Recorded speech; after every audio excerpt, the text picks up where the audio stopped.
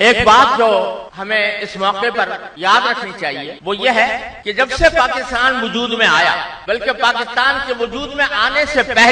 پہلے ہی سے اس کے خلاف ایک پروپیگنڈے کی مہم شروع ہو گئی تھی۔ جب پاکستان بننے جا رہا تھا تو پہلے تو اس کے خلاف پروپیگنڈے کی مہم فکری اعتبار سے بھی شروع کی گئی، اور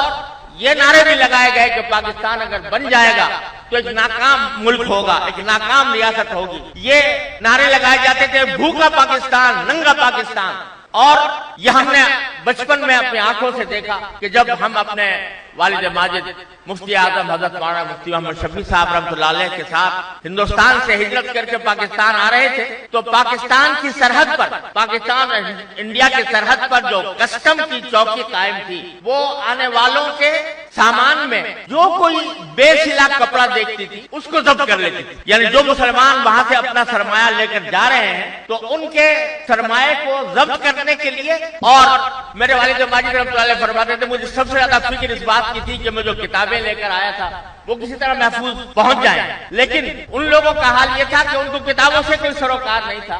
ان کو اس بات سے سروکار تھا کہ کپڑا پاکستان نہ جا سکے، اور ان کا یہ نعرہ کہ بھوکا پاکستان، ننگا پاکستان، یہ آنکھوں سے لوگوں کو دکھایا جا سکے۔ لیکن یہ اللہ جل جلالہ کا فضل و کرم تھا کہ پاکستان بنا، وہ سارے پروپیگنڈے کے باوجود اور ساری کوششوں کے باوجود اللہ تعالیٰ نے یہ ملک بنایا، اور اس حالت میں بنایا جبکہ بے وسیلہ ملک تھا۔ اس کے پاس پیسے نہیں تھے، اس کے پاس دفتروں میں بیٹھ کر کام کرنے کے آلات نہیں تھے، ببول کے کانٹوں سے بال پن کا کام لیا جاتا تھا، اور دفاتر کھلی ہوئی بیرکوں کے اندر دفاتر قائم کیے گئے تھے۔ اس طرح یہ ملک وجود میں آیا، لیکن اللہ جل جلالہ نے اپنے فضل و کرم سے اس کو اپنے انعامات سے نوازا، اور وہ نعرہ کہ بھوکا پاکستان، ننگا پاکستان، وہ نعرہ الحمدللہ دفن ہو گیا، اور انشاءاللہ ہمیشہ کے لیے دفن ہو گیا۔ پاکستان بننے کے بعد ایک مستقل پروپیگنڈے کی مہم ہے جو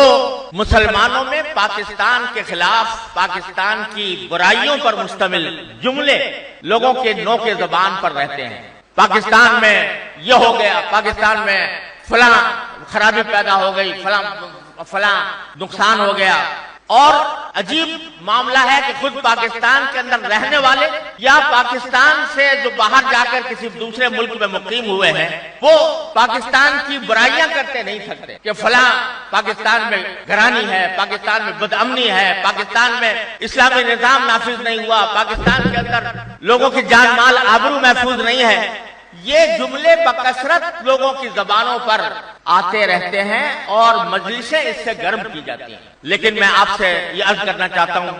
کہ باوجود ان تمام خرابیوں اور بدعنوانیوں کے جو ہم آج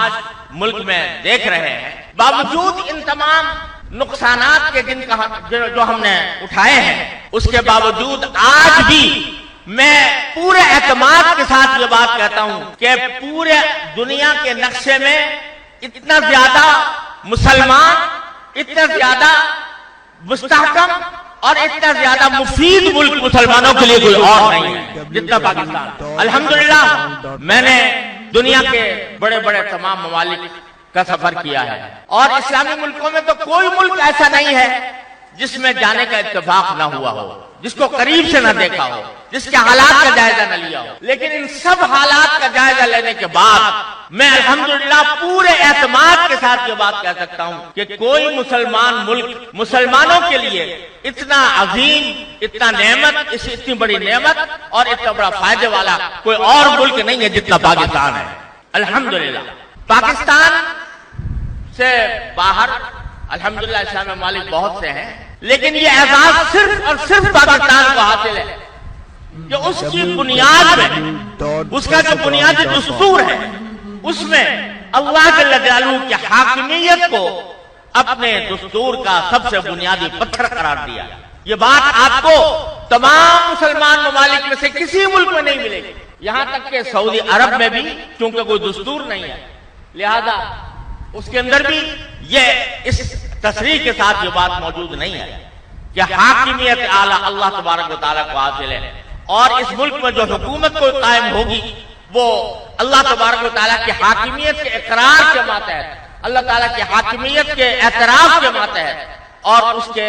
اسی کے احکام کے ماتحت قائم ہوگی۔ یہ اعزاز اور کسی ملک کو حاصل نہیں جتنا اللہ تبارک و تعالیٰ نے اس ملک کو عطا فرمایا۔ یہ اعزاز بھی کسی اور ملک کو حاصل نہیں ہے کہ جس میں یہ وضاحت کے ساتھ یہ بات طے کی گئی ہو کہ پاکستان میں کوئی قانون قرآن و سنت کے خلاف نہیں بنایا جائے گا اور موجودہ قوانین کو قرآن و سنت کے ڈھانچے میں تبدیل کیا جائے گا۔ اس صراحت کے ساتھ کوئی کسی ملک میں یہ دفعہ موجود نہیں ہے۔ اور صرف اتنا ہی نہیں بلکہ اس دستور کے اندر اس بات کی صراحت موجود ہے کہ ہر شہری کو یہاں قاتل ہے کہ وہ اگر کسی قانون کو قرآن و سنت کے خلاف دیکھے تو وہ عدالت کے ذریعے اس کو